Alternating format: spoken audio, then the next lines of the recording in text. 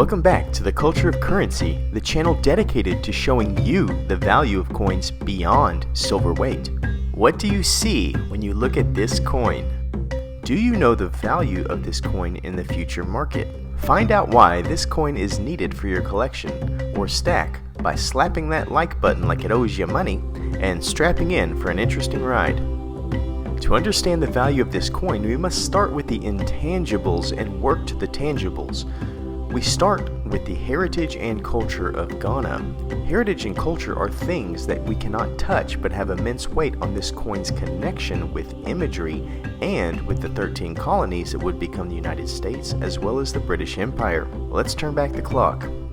For almost 150 years, Ghana was one of the biggest players in the slave trade market that made up the Golden Triangle.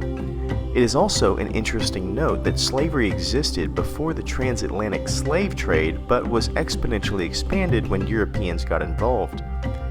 There are still European forts that date back from 1482 to 1786 in Ghana. UNESCO, which is the United Nations Educational, Scientific, and Cultural Organization, has preserved many of these areas for research and education, and Ghana has partnered offering travel visas for those who think they are of African slave descent to learn more about their history, which I think is fantastic. The Ashanti tribe is one of the biggest players as they would capture slaves and trade with the world in exchange for guns and goods. Slaves were sent throughout the British Empire, which included the 13 colonies, and continued upon USA's independence. We also know that these slaves were sold to the Middle East. Experts say that culturally, the Ashanti of old would sacrifice slaves as they believed that the slaves would join them in the afterlife. These slaves could have been captured in war, traded, or offered as tribute, much like the mafia pressure businesses to pay them or else bad things will happen. As you can see, Ghana has its share of dark times, as every nation does, but now they are on a brighter path in many areas. This is their flag. Notice the black star. The reason I wanted to show you this is that when the World Cup is playing, Ghana is usually there and has given the U.S. men's national team fits on the pitch. They are known as the Black Stars due to this flag, which is a really cool name, and it is a very successful team. Ghana is currently a major exporter of two of our favorite things as stackers, silver and gold, as well as many other traditional bounties of the region. Though they have their fair share of fighting and coups, they have stabilized a system of democratically elected leadership which has switched parties multiple times in the recent elections that shows you some level of health. This has led to Ghana having the ability to rise in its involvement in world affairs while promoting African stability, which is awesome. In my opinion, with the amount of natural resources and culture, Africa could be one of the biggest gifts to humanity if each nation had the ability to create a middle class and had a democratic republic. I cannot imagine the strength of industry and technological and scientific advances that would be possible for the betterment of all people, let alone the closer it would bring us to peace. Ghana is a hot but rewarding area of Africa that is slightly smaller than the state of Oregon by size and hosts one of the highest growing economies. Pre-COVID, that is. And it may still be high, but it will take a few years to figure out where any economy truly lies with all of the world issues at hand. The bonds issued by Ghana are even recognized from a B- to a B by the American Stock Exchange bodies. Gold, being a major export, makes sense as the Swiss are actually the biggest purchaser of Ghana's exports at 23%, though China rules the day on imports with 24% of their market, where the USA is a small player at only 5%. As you can see, Ghana is one of the nations in Africa that might actually be worth visiting. Now that you understand some of the intangibles, let's get to this coin to see if it makes sense for your collection. When we look at the front, we are reminded of my other Ghana leopard in this series. Of course, we are still met with the queen, but the background is filled with the rosettes of the leopard pattern, which really help to balance the bust of Her Majesty. We do see that the front of these coins are practically the same. However, the queen's head is a slightly different size on the newer coin. It is a little bit smaller, which I think brings out the background just a touch more, and therefore I kind of favor it. And the rosettes carry all the way through to the rim. This is a fantastic front of coin struck by the Scottsdale Mint and scores a 9.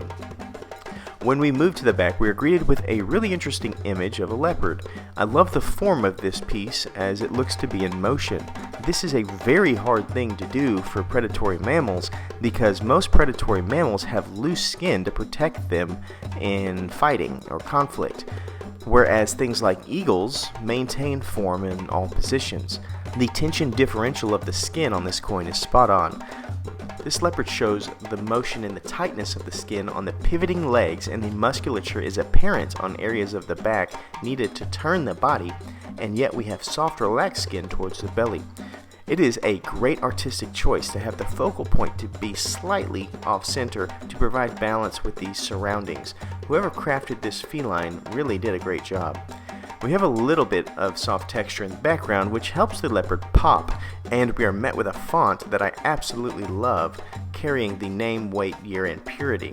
The border is also something I appreciate. They did not just throw a generic ring, but rather a band of hatching that looks great. This is a perfect 10. Mintage is our next area to grade, and this is where collectors really perk their ears up as we have a low mintage of 20,000, which is just fantastic for a series with ever-changing art. This low mintage scores a 9. Cultural significance is pretty spot on overall. The only detraction is the Queen, though this area was under British rule for some time. The Queen therefore is just a slight detraction, but everything else screams African leopard, so this scores a 9. When we look at collectability, which is one of the best gauges for future value, this series has been prized for quality, low mintage, and unique design. There is really nothing about it that detracts from its collectability. I know it does not have the weight of a kookaburra in the market, but in my opinion, this series' low mintage with quality keeps it at a 10. Our last area is uniqueness. There are other leopard coins out there, but most of them are from the era of nature coins in the 90s, whereas today this is kind of the standalone series for the leopard, and with the artwork changing with low mintage, what I am holding will likely be hard to find in the coming years.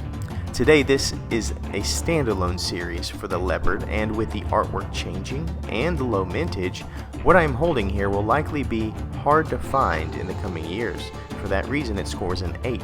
This means we have a new king of my leopard coins, as this scores an elite 55 out of 60, beating the other which scored a 53.